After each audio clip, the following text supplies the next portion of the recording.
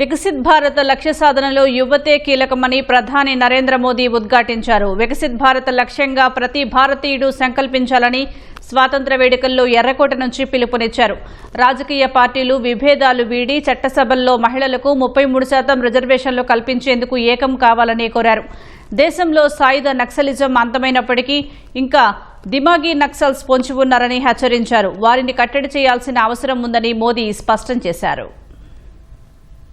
దేశ 80వ స్వాతంత్ర దినోత్సవం సందర్భంగా ప్రధాని నరేంద్ర మోదీ ఎర్రకోటపై నుంచి వరుసగా 13వసారి మువ్వన్నెల జెండాను ఎగురవేశారు.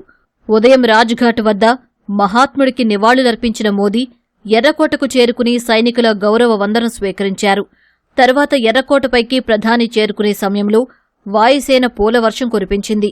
ఈ వేడుకల్లో భాగంగా దేశ చరిత్రలో తొలిసారి వందేమాతరం గేయాన్ని పూర్తిగా ఆలపించారు. అనంతరం ప్రధాని మోదీ జాతీయ పతాకాన్ని ఆవిష్కరించారు.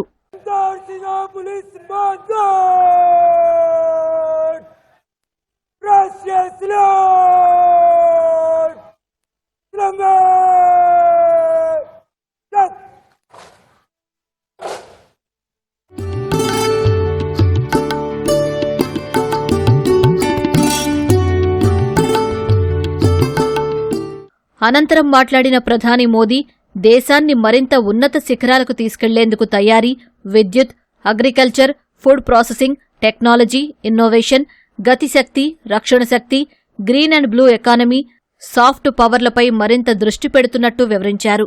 మారుతున్న యుద్ధ తంత్రాలను దృష్టిలో ఉంచుకుని డేటా సెంటర్లు, బ్యాంకులు వంటి మౌలిక సదుపాయాల రక్షణ కోసం ఆధునిక పౌర రక్షణ వ్యవస్థను ఏర్పాటు చేస్తామని తెలిపారు. డ్రోన్లు, హైపర్సోనిక్ టెక్నాలజీలో స్వయం సమృద్ధి సాధించి భారత్ను రక్షణ రంగ తయారీ హబ్గా మారుస్తామన్నారు. రాబోయే 7-8 ఏళ్లలో మరో 5 నుంచి 8 సెమీకండక్టర్ ప్లాంట్లను స్థాపిస్తామన్నారు. 2047 నాటికి దేశ అణు విద్యుత్ సామర్థ్యాన్ని 100 గిగావాట్లకు పెంచుతామని మోదీ వివరించారు. వికసిత్ భారత్ లక్ష్య సాధనలో యువత నాయకత్వ బాధ్యతలు చేపట్టాలని పిలుపునిచ్చారు. వచ్చే ఏడాది 1 కోటి మంది యువతకు ఆర్టిఫిషియల్ ఇంటెలిజెన్స్ లో శిక్షణ ఇస్తామని ప్రధాని తెలిపారు. विकसित भारत की यात्रा में युवाओं की बहुत बड़ी भूमिका। इतना ही नहीं, विकसित भारत का सबसे बड़ा लाभार्थी भी मेरे देश का युवा है। इन गरीब और मिडिल क्लास परिवारों की हम चिंता करते हुए हजारों करोड़ रुपए का उनका खर्च है वो भी बचे, बेटे भी अपने आसपास रह सके, उनकी देखभाल हो सके, परिवार पर आर्थिक बोझ न आए। और इसलिए हमने युवाओं के लिए विभिन्न परीक्षाओं की फ्री ऑनलाइन कोचिंग हमने करने का निर्णय किया है.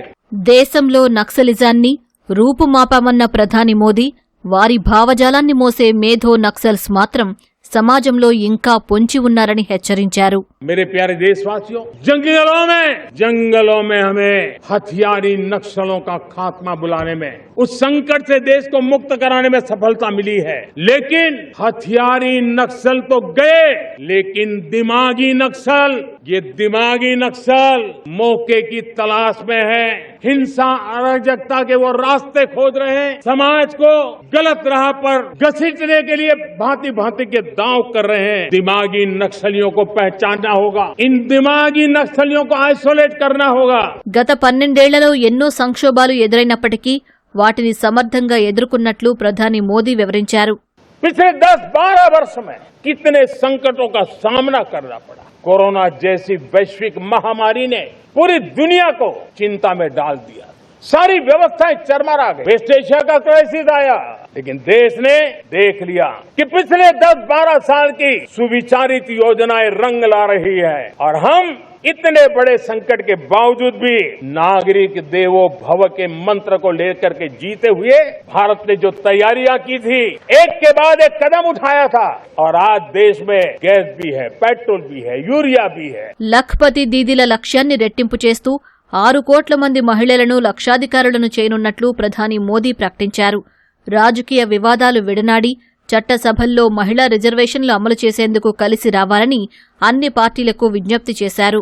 मैं देश के सभी राजनीतिक दलों से आज लाल किले की प्राचीर से तिरंगे झंडे की छाया में खड़े होकर के प्रार्थना करता, आग्रह करता, आइए उन महिलाओं के सामर्थ्य के पुजारी बनिए, उन महिलाओं के सम्मान में आगे आइए और जल्द से जल्द हमारी माताओं बहनों को 33% विधानसभा और लोकसभा में उनको प्रतिनिधित्व मिले. वे भारत की नीति घड़तर के अंदर अपना योगदान दे। समय की मांग है। 2036లో ఒలింపిక్స్ నిర్వహణ బిడ్ సాధించేందుకు అన్ని ప్రయత్నాలు చేస్తున్నట్టు ప్రధాని వివరించారు. భవిష్యత్ క్రీడాకారులను తీర్చిదిద్దేందుకు 5 నుంచి 15 ఏళ్ల చిన్నారుల్లో ప్రతిభావంతులను గుర్తించే ప్రక్రియ చేపడతామన్నారు.